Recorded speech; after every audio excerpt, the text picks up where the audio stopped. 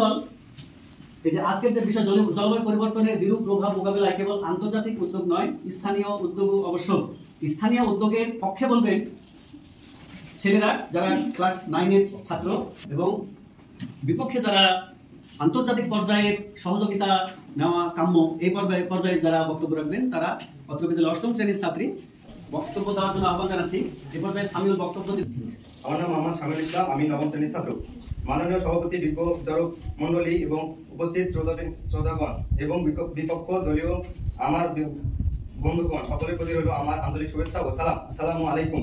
আজকের বিতর্কের বিষয় নির্ধারণ করা হয়েছে জলবায়ু পরিবর্তনের বিরূপ প্রভাব মোকাবেলায় কেবল আন্তর্জাতিক উদ্যোগ নয়, স্থানীয় উদ্যোগ আবশ্যক। সঙ্গত কারণে আমি ও আমার দল এই বিষয়টির পক্ষে অবস্থান করছি। মাননীয় মডারেটর, পৃথিবী আজ থমকে গেছে, বদলে গেছে হাওয়া, নদী শুকিয়ে কাঠ, বৃষ্টির নেই দেখা, উচ্চতা বাড়ে, বরফ গলে, সমুদ্রের জল বাড়ছে ফুলে। মাননীয় স্পিকার, জলবায়ু পরিবর্তনের একটি বৈশ্বিক সমস্যা হলো এর ধাক্কা প্রথমে লাগে স্থানীয় মানুষের উপর। সাইক্লোন, খরা, বন্যা এসব বিপর্যয়ে আন্তর্জাতিক সাহায্যের জন্য অপেক্ষা করলে প্রাণহীন ও ক্ষতি বহুগুণ বেড়ে যাবে। এবার আসি বিষয়টি কেন গুরুত্বপূর্ণ। বাংলাদেশের গড় বার্ষিক তাপমাত্রা গত 14 বছরে 1985 থেকে 1998 পর্যন্ত মে মাসে 0.5 ডিগ্রি সেলসিয়াস থেকে 1 ডিগ্রি সেলসিয়াস বৃদ্ধি করেছে। মাননীয় বিচারক মন্ডলী, বাংলাদেশের মাটি লবণাক্ত বৃদ্ধি পেয়েছে, যার ফলে প্রতি বছর 8,30,000 হেক্টর আবাদি জমি ক্ষতিগ্রস্ত হচ্ছে। 2050 সাল নাগাদ বাংলাদেশের ধানের উৎপাদন কমবে 8% ও গমের উৎপাদন কমবে 32% বলে আশঙ্কা প্রকাশ করেছেন inter governmental panel of climate change. ছোট ছোট বালিকণা বিন্দু বিন্দু জল গড়ে তোলে মহাদেশ সাগর অতল। প্রকৃতি বদলাচ্ছে, আবহাওয়া উল্টে যাচ্ছে। এখন বিপক্ষ দলীয় বক্তাদের কাছে আমার প্রশ্ন, আমরা কি দূরের সভাকক্ষের সিদ্ধান্তের অপেক্ষা করব, নাকি এখানে আমাদের মাটিতে লড়াই শুরু করব? বিপক্ষ দলের কাছে প্রশ্নের উত্তর চাই আমি। আমার পরবর্তী বক্তাগণ জলবায়ু পরিবর্তনের ক্ষতিকর প্রভাব সম্পর্কে বিস্তারিত তথ্য উপস্থাপন করে যাবেন। ধন্যবাদ। এই বলে আমি আমার বক্তব্য শেষ করছি।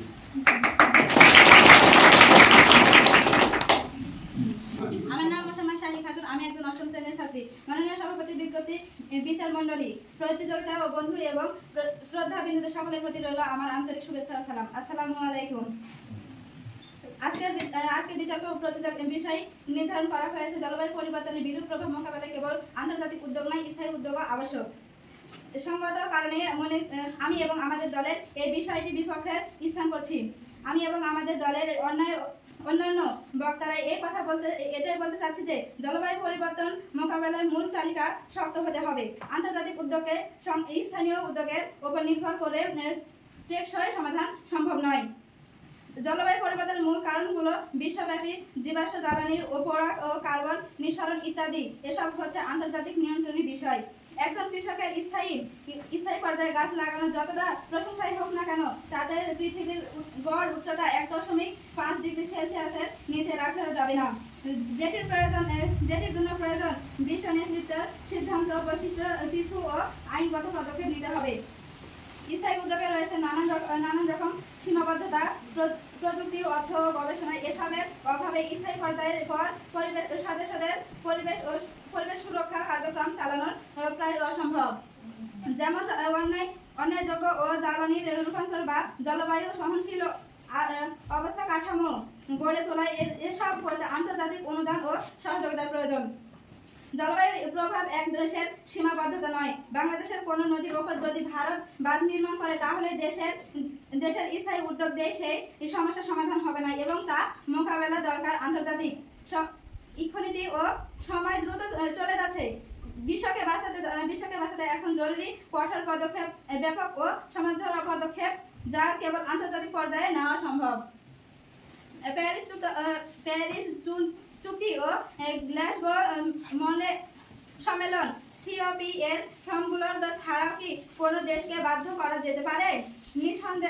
নিঃসংশয়ে কমাতে প্রশ্ন রেখে গেলাম প্রতিপক্ষ দলের কাছে।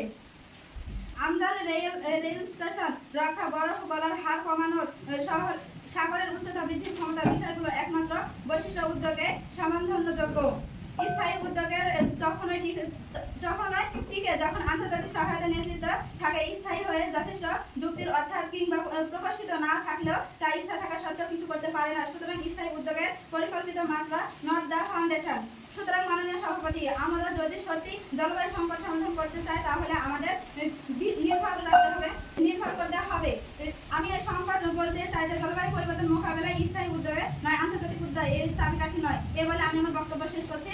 ধন্যবাদ সভাপতি এবং ধন্যবাদ সবাইকে। আজকের এই বিতর্ক প্রতিযোগিতায় উপস্থিত সভাপতি, বিজ্ঞ বিচারক মণ্ডলী, উপস্থিত শ্রোতাবিন্দু ও আমার বিপক্ষে দলীয় বন্ধুদের আমি জানি আন্তরিক শুভেচ্ছা ও সালাম। আসসালামু আলাইকুম। জলবায়ু পরিবর্তন মোকাবেলায় আন্তর্জাতিক উদ্যোগের পাশাপাশি স্থানীয় উদ্যোগ অবশ্যক। জলবায়ু পরিবর্তন একটি বৈশ্বিক সমস্যা হলেও এর প্রভাব বিভিন্ন অঞ্চলে বিভিন্ন রকম হয়ে থাকে। তাই শুধুমাত্র আন্তর্জাতিক পদক্ষেপ না নিয়ে স্থানীয় জনগণের প্রয়োজন পরিস্থিতি অনুযায়ী বক্তব্য ব্যবস্থা নেওয়া উচিত। এটা জলবায়ু পরিবর্তনের কারণে সৃষ্টি সমস্যাগুলো মোকাবেলা করার জন্য শুধুমাত্র আন্তর্জাতিক সহযোগিতা যথেষ্ট নয়, স্থানীয় জনগণের সচেতনতা, জ্ঞান ও চাহিদার ভিত্তিতে আমাদের পদক্ষেপ নেওয়া উচিত। স্থায়ীভাবে গৃহীত পদক্ষেপগুলি আরও কার্যকর হতে পারে, কারণ সেগুলি নির্দিষ্ট এলাকার জলবায়ু পরিবর্তন জনিত সমস্যার সাথে সম্পর্কিত। স্থানীয় জনগণের অংশগ্রহণ এবং সচেতনতা বৃদ্ধি করা জরুরি, কারণ তারা পরিবর্তনের সঙ্গে যুক্ত। মাননীয় সভাপতি, আমার সহবক্তা খুবই স্পষ্ট করে তুলে ধরেছেন কেন যেন জলবায়ু পরিবর্তনের মোকাবেলায় স্থানীয় উদ্যোগ অপরিহার্য। আমি তার বক্তব্যকে সমর্থন করছি। আরও কিছু প্রমাণ ও বাস্তব ঘটনা তার সঙ্গে যুক্ত করছি। প্রথমত, বাস্তবায়নের ক্ষেত্রে প্রমাণ মেনে বাংলাদেশ বিশ্বব্যাপী ক্লাইমেট রিস্ক ইন্ডেক্স 2021 এই শীর্ষ 7টি জলবায়ু ঝুঁকিপূর্ণ দেশের মধ্যে রয়েছে।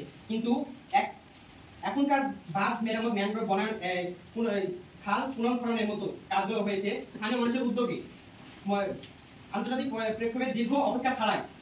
দ্বিতীয়ত, সমুদ্র পৃষ্ঠের উচ্চতা বৃদ্ধির কারণে প্রায় 3 কোটি বাংলাদেশি সরাসরি ঝুঁকিতে আছে।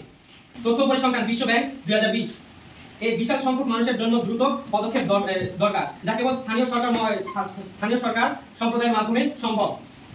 তৃতীয়ত, দুর্যোগের দ্রুত পরিক্রমার সময় জীবন রক্ষা করে, যেমন আমাদের এই সাইক্লোন প্রস্তুতি প্রোগ্রাম, সংক্ষেপে CPP, ঝড়ের আগে 3 থেকে 5 ঘন্টা আগে আমাদেরকে সংবাদটা পৌঁছে দিতে পারে। এতে প্রায় বাংলাদেশে 70% মৃত্যুর হার কমেছে।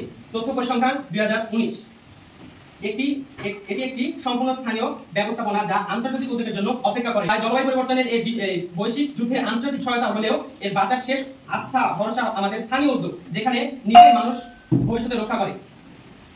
আন্তর্জাতিক সহায়তা সহায়ক হতে পারে, কিন্তু শেষ ভরসা আমাদের নিজস্ব হাত, আমাদের নিজস্ব মাটি, যেটা জলবায়ু বিরুদ্ধের যুদ্ধে যেটা না দিতে পারে, যেটা যাবে না দূরের কাগজে, যেটা যাবে এখানে আমাদের মাঠে, আমাদের ঘরে। বিচারক মণ্ডলী, আমি আবারও বলছি, জলবায়ু পরিবর্তনের প্রভাব মোকাবেলায় শুধু আন্তর্জাতিক উদ্যোগই নয়, আমাদের স্থানীয় উদ্যোগ অবশ্যক। অতএব স্থানীয় মানুষের আন্তর্জাতিক নীতি পরিবেশ স্থানীয় উদ্যোগে অবশ্যই কার্যকরী। এই বলে আমি আমার সংক্ষিপ্ত বক্তব্য শেষ করছি। আসসালামু আলাইকুম। আমি 8ম শ্রেণীর ছাত্রী।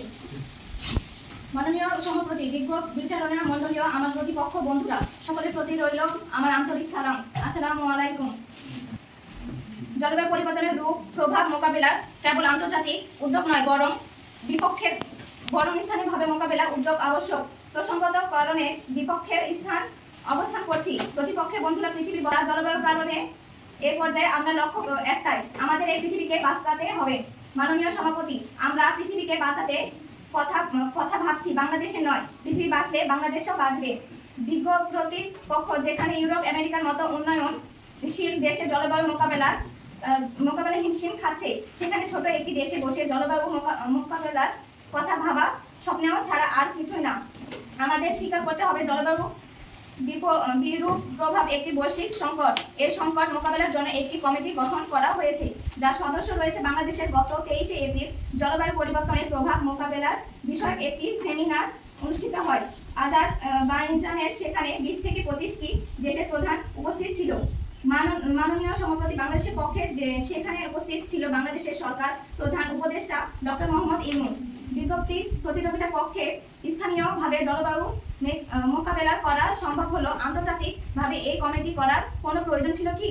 প্রতিপক্ষের কাছে আমার প্রশ্ন, কাকের বাসায় কোকিল ডিম পারলে যেমন কাক কোকিল হয় না, তেমনি প্রতিপক্ষের দল যতই যুক্তি দাঁড়াক না কেন, আমি এবং আমার দল, আমাদের বক্তব্য আমার অন্যর জলবায়ু পরিবর্তনের মতো বৈশিষ্ট্য গভীর ও জটিল সংকট প্রধান আন্তর্জাতিক নীতি নির্ধারণ, অনাধ্যয়ন ও সমন্বয়ের মাধ্যমে সাধারণ যোগ্য। তাই আমরা বলছি, এই সমস্যার মূল সমাধান স্থানীয় নয়, আন্তর্জাতিকভাবে সমাধান করতে হবে। ধন্যবাদ মাননীয় সভাপতি, ধন্যবাদ সকলকে। আমার নাম মোহাম্মদ নাইম ইসলাম, আমি নবম শ্রেণীর ছাত্র। মাননীয় সভাপতি, বিজ্ঞ বিচার মণ্ডলী, উপস্থিত শ্রোতাগণ এবং বিপক্ষ দলীয় আমার বন্ধুগণদের প্রতি আমি জানাচ্ছি আমার আন্তরিক শুভেচ্ছা এবং সালাম। আসসালামু আলাইকুম।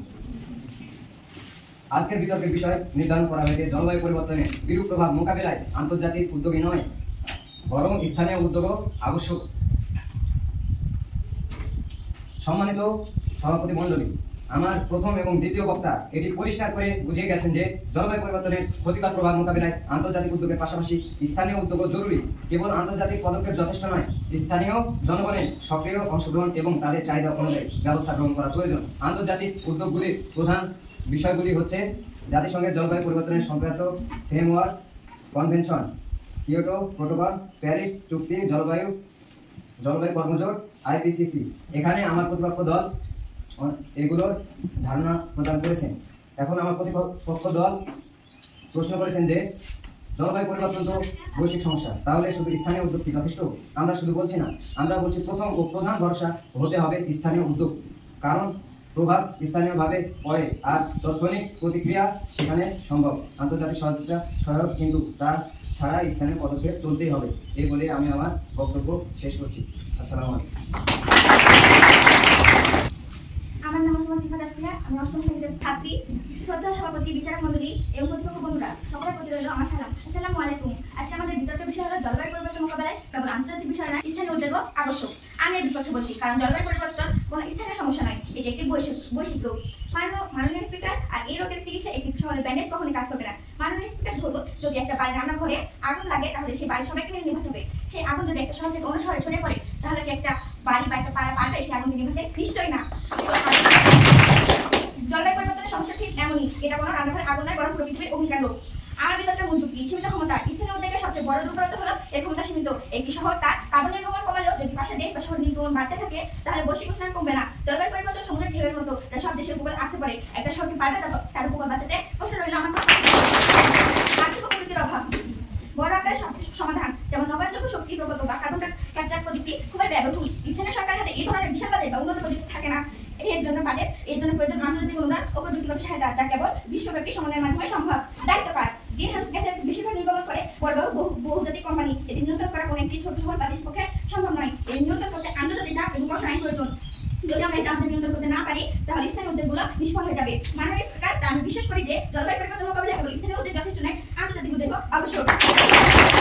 জাহাজ যখন ডুবতে শুরু করে, তখন তার কয়েকটা বাড়তি জল উত্তোলন করে কি লাভ হবে? যখন সবাইকে মিলে একটা পাম্প ব্যবহার করতে হবে। স্থানীয় উদ্যোগগুলো ভালো, কিন্তু সেগুলো হলো কেবল আমাদের সান্ত্বনা। আসল সমাধান আন্তর্জাতিক চুক্তিতে, আন্তর্জাতিক সহযোগিতায়, যেখানে সকল দেশ কাঁধে কাঁধ মিলে কাজ করবে। শুধু তখনই এই বিশাল বৈশ্বিক রোগ থেকে আমরা মুক্ত পাবো।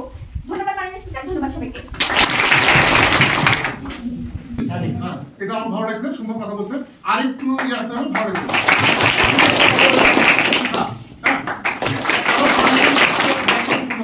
নাইম আরেকটু ভালো করতে হবে, নাইমও সুন্দর করেছে।